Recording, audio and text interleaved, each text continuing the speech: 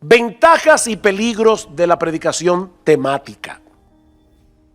Vuelvo y repito lo que dije anteriormente, aún la predicación temática debe ser expositiva porque tú debes estar seguro de que los textos que estás usando para probar tu tema es lo que ese texto realmente dice en su contexto.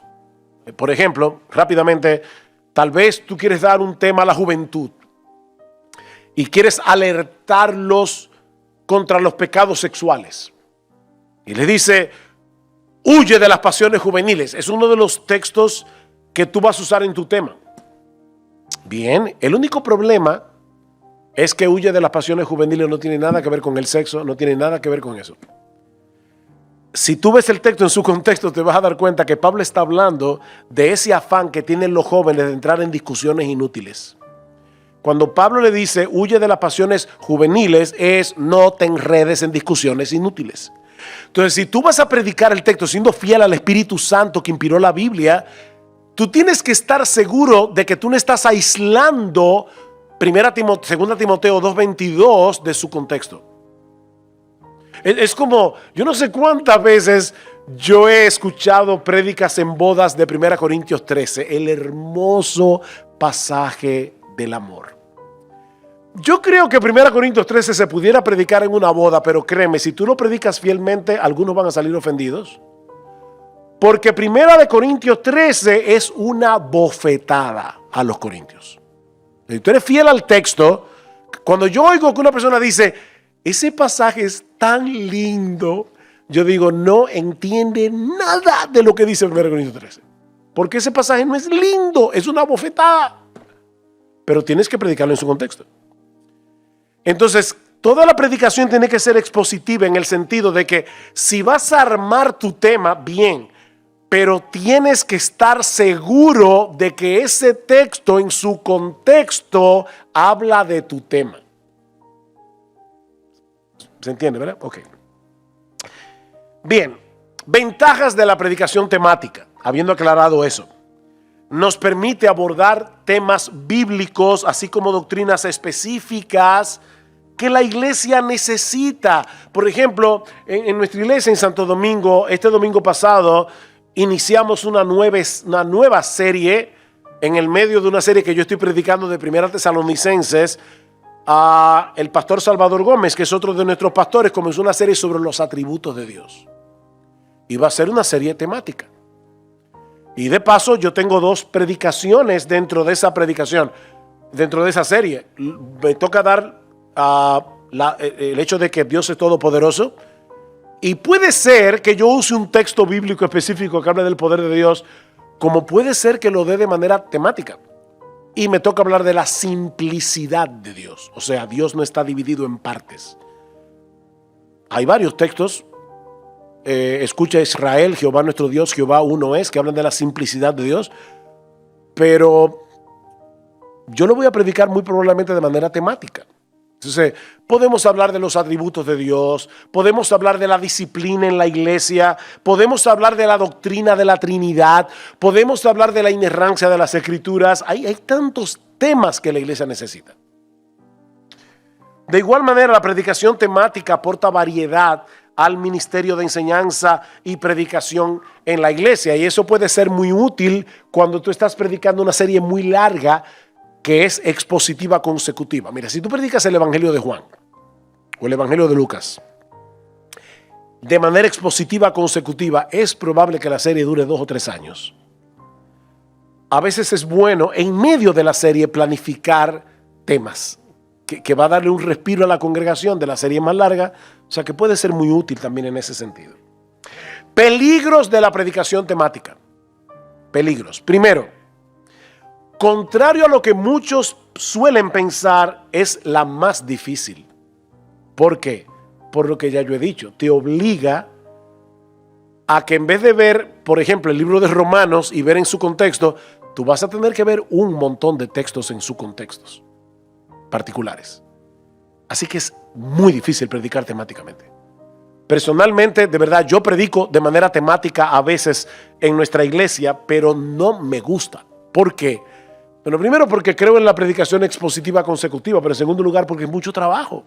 Es mucho más trabajo. Tengo que estar viendo muchos textos y estar seguros del contexto de cada texto. Segundo, si no examinas con cuidado los textos bíblicos que usas en la predicación, fácilmente puede caer en la trampa de citar textos fuera de su contexto. Y los ejemplos son muchísimos, desgraciadamente.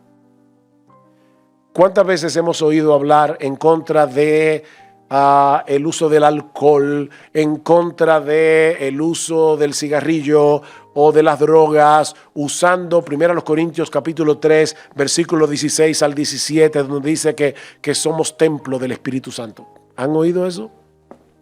Solo hay un problema, que Pablo no está hablando del cuerpo humano, está hablando de la iglesia. En 1 Corintios 3, el templo no es el cuerpo, el templo es la iglesia.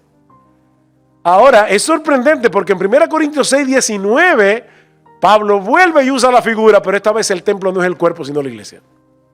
Entonces hay que ver cada texto en su contexto. Hace muchos años escuché a un predicador hablar acerca del ocio y tomó el pasaje de Marta y María en Lucas. ¿Recuerdan? Lucas 10. ¿Saben lo que hizo el predicador? Acabar con la pobre María, porque estaba ahí de vaga, oyendo al Señor, mientras Marta estaba la pobre sirviendo.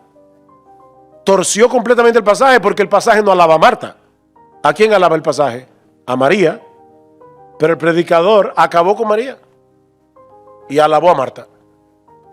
Eso lo escuché yo, no me lo contaron.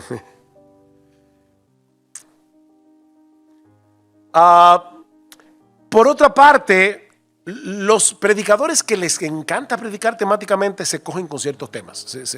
Suelen predicar de ciertos temas que son sus favoritos. Y casi siempre de una forma u otra caen en esos temas, porque es lo que les gusta.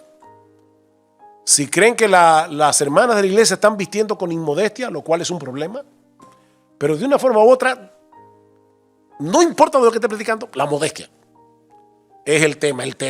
Es que la Biblia habla más que la modestia. Y es más, déjame decirte algo, probablemente lo que las hermanas de tu iglesia necesitan es ver la santidad de Dios en una predicación expositiva consecutiva en los profetas menores, y van a ver a Dios tan grande que eso las va a ayudar a ser modestas en su vestir. Pero te coge con el mismo tema. O las ofrendas. Hay predicadores que yo no sé cómo se las ingenian para hablar de las ofrendas. Eso es otro peligro de la predicación temática. Por último, la predicación temática es mucho más propensa a que el predicador caiga en el legalismo. ¿Por qué? Porque al aislar el texto de su contexto, convierte el texto en ley cuando en realidad ese texto no fue dado para eso. Por ejemplo, Génesis 12. Abraham mintió. Después que Dios le dio la promesa, sal de tu tierra, yo te bendeciré, serás bendición. Abraham miente con respecto a Sara. La pregunta es, ¿ese texto está ahí para enseñarnos acerca de las consecuencias de la mentira? Porque Dios no hace ningún juicio de valor sobre la mentira de Abraham. Si el predicador hubiera leído el texto en su contexto a la luz de la historia redentora, se habría dado cuenta que lo que ese texto quiere enfatizar no es el problema de la mentira, aunque la mentira es un problema. Quiere enfatizar la fidelidad de Dios que lleva a cabo el plan que se propuso conforme a la promesa que le hizo a Abraham a pesar del fallo del mismo Abraham. Entonces, si yo predico de Génesis 12, no voy a predicar acerca de la mentira, voy a predicar de la fidelidad de Dios. Entonces, mire el texto en su contexto. Hay un teólogo norteamericano que se llama Walter Kaiser. Es muy bueno. Él escribió un libro que se llama Hacia una ética del Antiguo Testamento y hacia una teología del Antiguo Testamento. Pero Walter Kaiser dice acerca de la predicación temática: predica temáticamente una vez cada 5 años y luego arrepiéntete. Bueno, yo no creo, ¿verdad?, que tengamos, es tan drástico. Vuelvo y repito, creo que la predicación temática tiene su lugar. Ya dije algunas cosas buenas de la predicación temática, pero hermanos, mi tarea es tratar de convencerlos de que la mejor dieta de una iglesia a través de los años es la predicación expositiva consecutiva, viendo cada texto en su contexto.